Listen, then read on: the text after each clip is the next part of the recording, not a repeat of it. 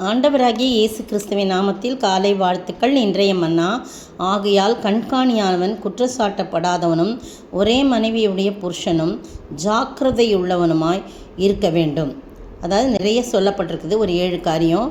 தெளிந்த புத்தி உள்ளவனாய், யோக்கியதை உள்ளவனாய், அந்நியரை உபசரிக்கிறவனும் போதக சமத்தனுமாய் இருக்க வேணும்னு சொல்லி ஒரு 7 காரியமும், அதற்கு பிறகு எப்படிலாம் இருக்கக்கூடாதுன்றதுலையும் இதில் ரொம்ப ஜாக்கிரதை உள்ளவனாக இருக்க வேண்டுன்றதில் என்னென்னா, ஒரே மனைவியுடைய புருஷனாய் காணப்பட வேண்டும். கண்காணியானவன் அப்படின்னு சொன்னால் சாதாரணமாக விசுவாசிகள் எல்லாருமே கர்த்தருடைய ஊழியத்தை செய்யறதுக்கு அழைக்கப்பட்டவர்கள் தான்.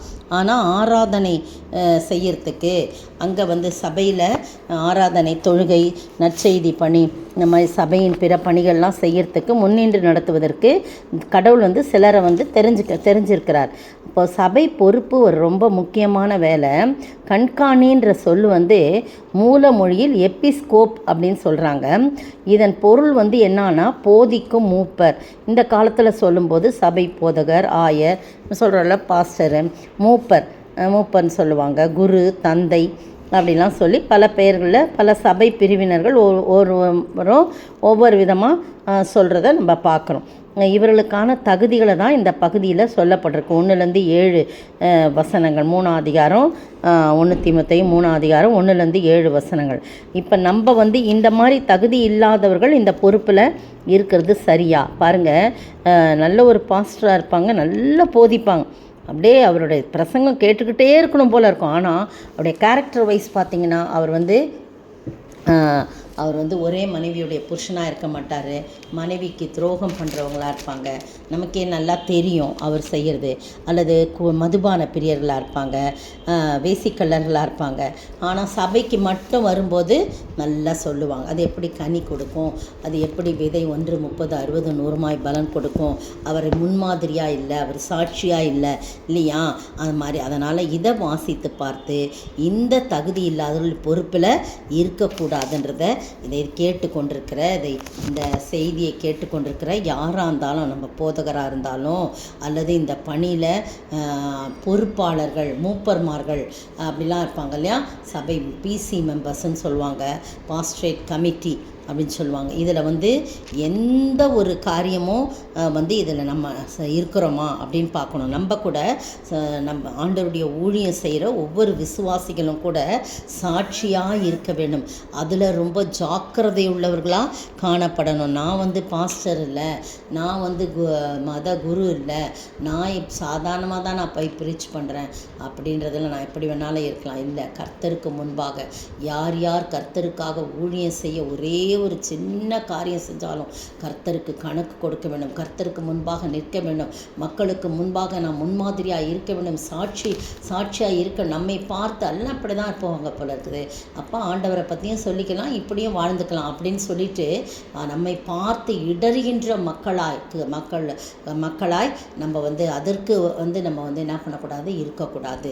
அதனால் ரொம்ப ஜாக்கிரதை உள்ளவர்களாக இருக்கணும். அதுவும் வேதத்தை தூக்குகிறவர்கள், வேதத்தை பற்றி மற்றவர்களுக்கு சொல்லியவர்கள் மிகுந்த ஜாக்கிரதை உள்ளவர்களாக இருக்க வேண்டும். சாதாரணமாக வேதத்தை தூக்கிட்டு போகிறாங்க, இவங்க போய் இப்படிலாம் செய்கிறாங்க, அப்படி டக்குன்னு சொல்லுவாங்க, கடவுள்ன்றாங்க, ஆனால் பார்த்தீங்களா இப்படி செஞ்சிட்டாங்களே அப்படின்னு சொல்லுவாங்க இல்லையா?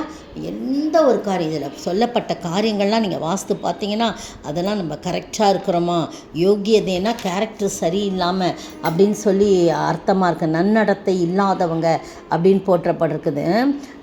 அதனால் நம்ம எவ்வளோ தான் நீங்கள் பிரசங்கம் நல்லா இருந்தாலும், எல்லாமே பர்ஃபெக்டாக நம்ம ஆராதனையெல்லாம் முறைமையெல்லாம் நல்லா இருந்தாலும் நம்முடைய வாழ்க்கையில் நம்ம சரியான முறையில் இல்லைன்னா எதுவுமே பயன் இல்லை, ஒன்றுமே இல்லை, ஒரு பயனும் இல்லை.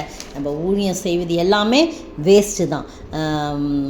2-7 வசனங்களில் பார்த்தீங்கன்னா நம்ம போய் பைபிள் காலேஜெலாம் படிச்சுட்டு வராங்க, அதெல்லாம் ஒரு பிரயோஜனம் இல்லை. தீத்தில் பார்த்தீங்கன்னா 1ஆம் அதிகாரம் 6-9 வசனங்களில் பார்த்தீங்கன்னா அதில் தகுதியெல்லாம் பாருங்கள். 1ஆம் அதிகாரம் தீத்து 6-9 வசனங்களை குற்றச்சாட்டப்படாதவனும் ஒரே அதில் போடப்பட்டிருக்கு பாருங்கள். அடங்காதவர்கள் என்றும் பேரெடுக்க விசுவாசமுள்ள பிள்ளைகளை உடையவனுமாகிய ஒருவனிலிருந்து அவனையே ஏற்படுத்தான். ஒருவன் இருந்தால் அவனை தான் ஏற்படுத்தணும், அப்படிப்பட்டவன் தான் இருக்கணும். ஏனெனில் கண்காணியானவன் தேவனுடைய உக்கரானக்காரனுக்கு ஏற்ற விதமாய் குற்றச்சாட்டப்படாதவனும் தன் இஷ்டப்படி செய்யாதவனும் முற்கோபம் இல்லாதவனும் மதுபான பிரியம் இல்லாதவனும் அடியாதவனும் இழிவான ஆதாயத்தை இச்சியாதவனும் அப்படிலாம் சொல்லி நிறைய போட்டிருக்கு. அதில் நீங்கள் படித்து பாருங்கள். தீத்து 1:6-9 வசனங்களில் பார்த்தீங்கன்னா அது சொல்லப்பட்டிருக்கு. இந்த அருமையான வேளையில் நீங்களும் நானும் இவ்வளோதான் படிப்பறிவு உள்ளவர்களாக இருந்தால் கூட வேத அறிவு உள்ளவர்கள் எந்த டக்குன்னு சொல்லுவோம். எனக்கு தெரிந்த ஒரு சகோதரி டக்குன்னு வேதம் வாசகம் சொல்லி முடிக்கிறதுக்குள்ளே டக்குன்னு வேதம் அவனுடைய வாழ்க்கையார சரியில்லை. அந்த பக்கம் போனவுடனே இன்னொரு குடும்பத்தில் உள்ள ஒரு தலைவனோடு அந்த சகோதரி உறவாடின கண்களால் பார்த்தேன், சகிக்க முடியவில்லை. ஒரு நாள் பார்த்து விட்டு என்னால் தூங்க முடியவில்லை. ஒரு வாரம் என்னால் கஷ்டப்பட்டுக்கிட்டு இருந்தேன். எப்படி அந்த சகோதரனும் மனைவிக்கு துரோகம் பண்ணுறாங்க. இந்த சகோதரி கணவன் இல்லாத இவளா இருந்தாலும் ஒரு குடும்பத்தை அழிக்கிறவளா. ஆனால் பார்த்தீங்கன்னா வேதம் படிக்கிறதும் அப்படி இப்படின்னு சொல்லி ஆண்டவருடைய காரியங்கள் ஒன்றுமே இல்லை, எல்லாமே வேஸ்ட்டு இல்லையா? எல்லாம் கர்த்தருக்கு மறைக்க முடியாது, கர்த்தரை ஏமாற்றவே முடியாது. பிரியமான நீங்களும் நானும் விசுவாசியாக இருந்தாலும் கண்காணியாக இருந்தாலும் அந்த சபை மூப்பராக இருந்தாலும் யாராக இருந்தாலும் இந்த காரியத்தில் நான் ஒழுங்குள்ளவளாய் இருக்கிறேன்னு சொல்லி ஜாக்கிரதை உள்ளவர்களாய் நம்முடைய ஆண்டவருடைய வேதத்தை சுமக்கும் போது ரொம்ப ஜாக்கிரதையாக இருக்கணும். ஆண்டவருடைய வார்த்தையை மற்றவர்களுக்கு பகிரும்போது ரொம்ப ஜாக்கிரதையாக இருக்கணும். இதை தான் ஆவியானவர் இன்றைய நாளில் பேசுகிறார். ஜாக்கிரதை என்ற தலைப்பில் அருமையான வேளையிலே நாய்கள் ஜாக்கிரதை, அது ஜாக்கிரதை, இது ஜாக்கிரதைன்னு சொல்லி போடப்படுது. ஆனால் இந்த காரியத்திலும் ஜாக்கிரதை உள்ளாய் இருந்து கர்த்தருக்காய் உண்மையாய் பணி செய்ய ஆண்டவர் தாமே கிருபை செய்வாராக. ஆமென். பரத்தை நோக்க மனமற்றேனே பதடிதானையா, ஒரு பாவினானையா தீமை செய்ய நாடுதென்றன் திருக்கு நெஞ்சமே, மருள் தீர்க்கும் தஞ்சமே மாய பாசம் தழுந்தி வாடி மாளும் சாவிதால் மிக மாயும்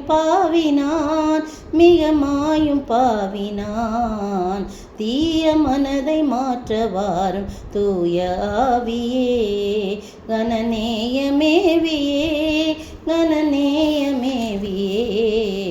தீய மனதை மாற்றவாரும் தூய ஆவியே. ஸ்தோத்திரிக்கிற ஆண்டவரே, துதிக்கிற ராஜா, கர்த்தா ஊழியம் செய்ய ஒவ்வொருவரும் ஆண்டவரே தாங்களே ஆராய்ந்து பார்த்து ஆண்டவரே நீர் எங்களை ரட்சிங்க. நாங்கள் இதில் ஒன்றில் கூட குறைவுள்ளவர்களாக இருக்கக்கூடாது. வேதத்தை தூக்குகிற நாங்கள் ஆண்டவரே ஒருபோதும் ஆண்டவரே உமக்கு பிரியமில்லாத காரியத்தை செய்யக்கூடாதுன்னு சொல்லி எங்களை நாங்கள் ஒவ்வொருவரும் ஆராய்ந்து பார்க்க ஆண்டவரை பரிசுத்த பண்ண ஆண்டவரே நீங்கள் தான் உதவி செய்ய வேணுமாய் செபிக்கிறப்பா. கர்த்தாவே, எத்தனை பேர் ஆண்டவரே இழிவான ஆதாயத்துக்காக ஆண்டவரே எவ்வளவோ அருவருப்பான பாவ பழக்க வழக்கம் ஈடுபட்டு வேதத்தையும் சுமந்து கொண்டு ஆண்டவரே உம்முடைய வார்த்தைகளை சொல்லுகிறார்களே, எத்தனை பரிதாபமான நிலைமை. எங்களுக்கே இதை பார்க்க முடியவில்லையே. உம்முடைய கண்களால் எப்படி பாவத்தை பாராத சுத்த கண்கள் நீர் எப்படி பார்க்கிறீர் ஆண்டவரே. தகப்பனே, ஒவ்வொருவரையும் ரட்சித்து பாதுகாத்து கொள்ளுங்க. நாங்கள் கூட சில சிறிய தவறுகள் செய்யும்போது கூட சட்டென்று ஒரு கோபமோ ஒரு எரிச்சலோ படும்போது கூட ஆண்டவரே தகப்பனே, நாங்கள் மற்றவர்களுக்கு சொல்லுகிற நாங்கள் ஆகாதவர்களாய் போய்விடக்கூடாது என்று சொல்லி உடனடியாக உம்முடைய பாதத்தில் வந்து ஆண்டவரை சரி செய்து கொள்ள ஒவ்வொரு நாளும் நீங்கள் கிருபை செஞ்சுருக்கீங்க. அதற்காய் ஸ்தோத்திரம்.